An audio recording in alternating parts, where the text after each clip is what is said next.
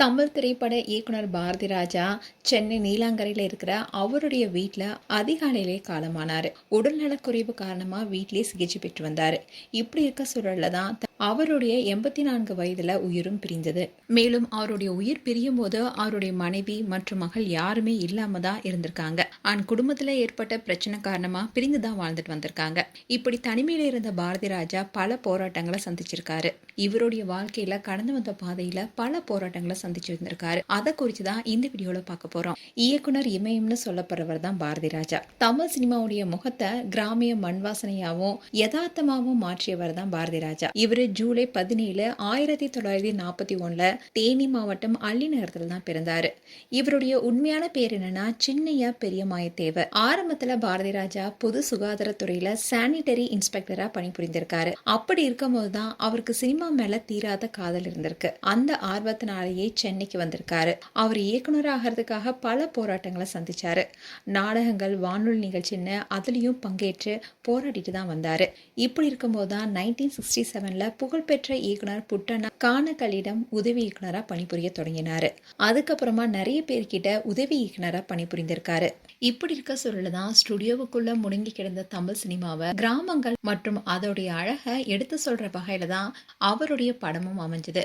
1977 வெளியான 16 வயது நிலைய படம் தான் இவருடைய முதல் படம். கமலஹாசன், ரஜினிகாந்த், ஸ்ரீதேவி இணைந்து நடித்த இந்த படம் தமிழ் சினிமாவுடைய கல்ட் கிளாசிக் படமா நிலைச்சு நின்றுட்டு வருது. இந்த முதல் படத்துடைய வெற்றியை தொடர்ந்து தான் இரண்டாவது படமா கிழக்கே போகும் ரயில் என்ற படத்தை இயக்குனாரு. இந்த படம் 1978 வெளியானுச்ச. இந்த படத்துல தான் ராதிகா அறிமுகமானாங்க.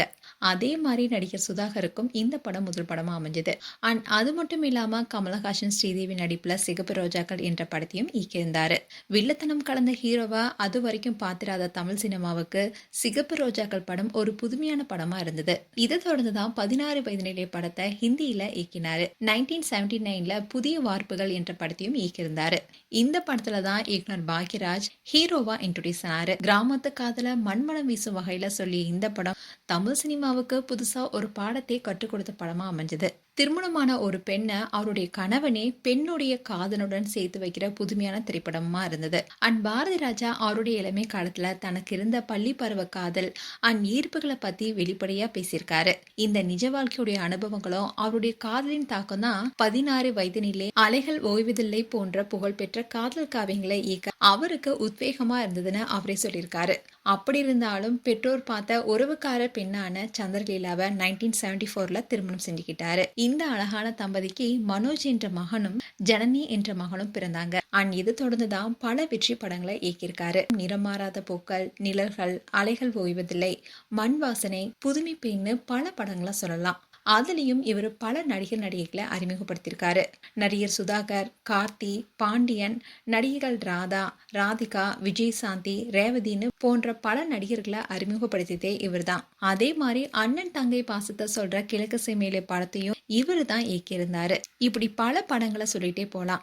இன்னில் தான் 1982 தெலுங்குல இயக்கிய சீதா கோகா சைலகா என்ற படத்துக்காக சிறந்த இயக்குனருக்கான தேசிய விருதையும் பெற்றிருந்தாரு. இதை தொடர்ந்து 1986 சிவாஜி நடிப்புல வெளியான முதல் மரியாதை திரைப்படத்திற்காக சிறந்த தயாரிப்பாளர் இயக்குனருக்கான தேசிய விருதும் பெற்றிருக்காரு. இப்படி பல படங்களுக்கு சிறந்த இயக்குனருக்கான தேசிய விருதையும் பெற்றிருக்காரு. அதுவும் முதல் படமான 16 வயது நிலைய படத்துக்கான தமிழக அரசுடைய சிறந்த இயக்குனருக்கான விருதையும் பெற்றிருந்தாரு. அதுவும் பாரதிராஜாவுடைய சாதனைக்காகவே 2004 இந்திய அரசு சார்பில் பத்மஸ்ரீ விருதும் வழங்கப்பட்டுச்சு. அதே மாதிரி சத்யபாமா பல்கலைக்கழகம் சார்பில் கௌரவ டாக்டர் பட்டமும் வழங்கப்பட்டது. இயக்கம் மட்டும் இல்லாம நடிப்பு, தயார், டப்பிங் கலைஞர், பாடகர்னு பன்முக திறமை கொண்டவர் தான் பாரதிராஜா. தமிழ் மட்டும் இல்லாம தெலுங்கு, ஹிந்தி மொழியிலும் படங்கள் இயக்கியிருக்காரு. இப்படி பல வெற்றி படங்களை கொடுத்த பாரதிராஜாவுடைய மகன் தான் மனோஜ். இவர் ஒரு நடிகர் மற்றும் இயக்குனராகவும் இருந்திருக்காரு. மனோஜ் தாஜ்மஹால் படத்தின் மூலமா தான் இன்ட்ரோடியூஸ் ஆனாரு. இந்த படத்தை அவருடைய அப்பா தான் இயக்கியிருந்தாரு. இப்படி இருக்க சூழல்தான் மனோஜ் நடிகை நந்தனாவை காதலிச்சு திருமணம் செஞ்சுக்கிட்டாரு.